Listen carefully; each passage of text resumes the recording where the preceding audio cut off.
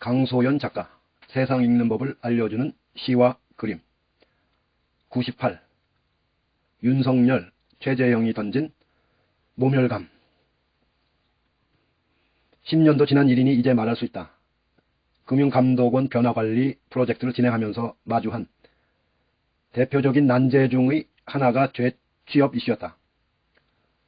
금융계의 감사원인 금관원 공직자가 퇴직 후 금융기관에 재취업하면서 여러 문제가 발생했거나 할 수 있기에 사회적으로 재취업 금지 목소리가 높았다. 조직 내에서 고민도 컸기에 재취업 금지를 강화하는 방향으로 나아갔다.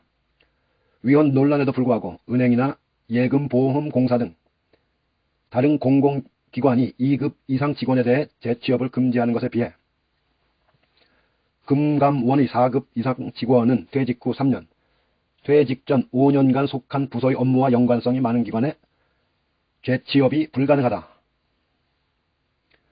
생계를 위한 재취업도 이럴진데 단순 재취업과는 비교할 수 없는 대선에 현직 감사원장이 나선단다. 대권 출마설에 현직에서 답변할 내용이 아니라고 말하지 않고 생각을 정리해 조만간 말하겠다고 했다. 감사원장이나 검찰총장 이런 분들이 직무를 마치자마자 선거에 나온다고 하면 정치적 중립을 위해 바람직한 현상인가? 라는 최강욱의 지극히 상식적인 질문에 그 부분엔 다양한 판단이 있다고 생각한단다. 언론은 열린 답변 운운하며 의미 부여에 앞장설 뿐 정치적 중립성이나 직무 독립성이 감사원의 업무 요체라면서도 자신이 정치를 준비하고 있다는 사실을 당연하게 말하는 문제를 지적하지 않는다. 공무원의 정치적 중립성마저 정파적으로 해석하고 문제의식조차 갖지 않는 현실 앞에 당혹감을 넘어 모멸감을 느낀다. 나는 최재형의 출마가 대선 구도에 어떤 영향을 미칠 것인지는 알 입장도 아니고 관심도 없다. 그러나 그가 최종적으로 출마를 하든 안 하든 주권자가 선택한 대통령은 기업인이 보기에도 무리한 일정을 소화하며 일하느라 바쁜데 그 대통령의 임명장을 받은 자는 주권자를 대리하는 국회에 출석하여 실질적으로 대권도전 예고선언을 하는 현실이 타당한가? 대체 주권자를 얼마나 무시하면 국민의 세금으로 월급 받는 현역이 이런 발언을 미리 전당에서 서슴지 않을 수 있을까? 포문은 윤석열이 열었다. 윤석열이 당장 국민의 힘에 들어가지 못한 이유에 대해 일부에서는 간복이라 평가하지만 실체는 검찰 중립을 외치던 검찰총장이 사퇴하고 대선으로 직행하는 행보의 정당성을 스스로도 찾기 어렵기 때문에 최대한 시간을 버는 것 아니겠는가. 역대 검찰총장 43명 가운데 정치권으로 직행한 사람은 퇴임 4일 만에 민자당에 입당한 김영삼 정부 시절의 김도운 현 변호사가 유일하다. 김대중 싱크탱크인 아태평화재단 후원금 수사에는 착수하면서 노태우의 5천 비자금 내사를 덮은 대가로 금배지를 받았다는 비난을 받았지만 그는 그래도 임기라도 채웠다. 무엇보다 당시 정치권은 물론 검찰 내부에서 비판의 목소리가 거셌다. 정치적 상황에 휘말려 실현되지는 못했지만 검찰총장은 퇴임도 2년간 다른 공직에 오를 수 없고 정치 활동을 할 수 없도록 하는 검찰청법 개정안이 법사위를 통과한 것도 그런 배경 덕분이었다. 그로부터 25년이 흘렀다. 대한민국은 IMF를 극복하고 국정농단을 일으킨 대통령을 탄핵할 만큼 주권의식이 높아졌다. G7이 초청을 받는 세계 10위권의 경제 대국만이 아니라 촛불정부를 탄생시킨 대한민국 시민의식은 전 세계의 부러움을 샀다. 서초동에서 대검찰청 벽에 쏘아올린 검찰개혁 구호는 시민들의 열망이자 선출되지 않은 권력의 전횡에 대한 주권자의 경고였다.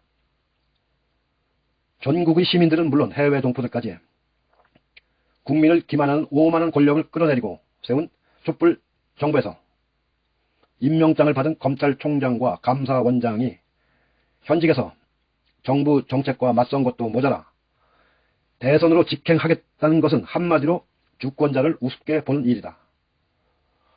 사회학자 김찬호는 나의 존재 가치가 부정당하거나 격화될 때 갖는 괴로운 감정을 모멸감이라고 했다. 정파를 떠나 윤석열과 최재형의 대선 직행은 주권자의 존재 가치를 부정하는 행위 아닌가. 모멸감을 느끼면서도 떨치지 못하면 결국 그 모멸감을 당연하게 여기다 모멸감에 포획될 수밖에 없다. 시인 이선영이 노래한 개미처럼. 개미, 이선영. 개미 한 마리가 방 안을 기어다닌다.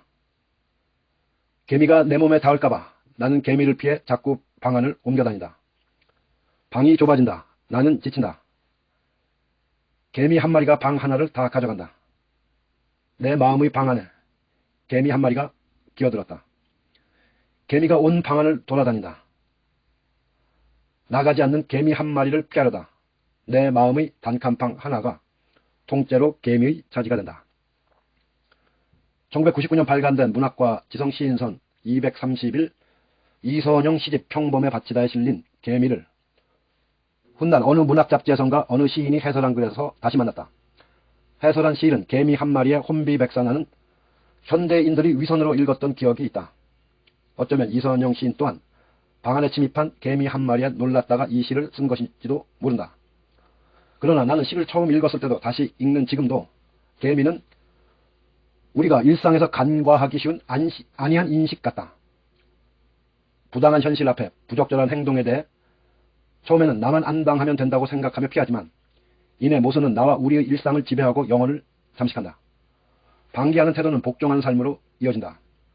헨리 데이비드 소로가 에리 프로미, 하워드 진이 시민 불복종을 얘기한 이유다. 세상에 그냥 주어진 것은 없다.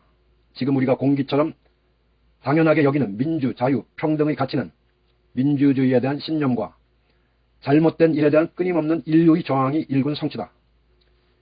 미국 현대사의 양심으로 일컫는 하워드 진은 분노가 사회를 바꾼다고 했다. 행동하고 저항하면서 현재를 사는 삶 자체가 이미 승리라고 했다. 모멸감은 승리로 극복할 수 있다. 개미라는 시를 연상하게 만든 윤석열과 최재형 그리고 그 배우를 생각하니 아메리칸 소셜 리얼리스트 페인터로 손꼽히는 잭 레빈의 작품이 떠오른다. 현대 생활에 대한 다양한 풍자를 화폭에 담았던 그는 특히 정치적 부패에 관심이 많았다. 취임이라는 제목과 그림에 담긴 상징성이 가리키는 곳은 어딘가. 잭 레빈 아메리칸 1915-2010 이노그레이션 1956에서 1958 스미소니안 아메리칸 아트 뮤지엄 강소연 작가.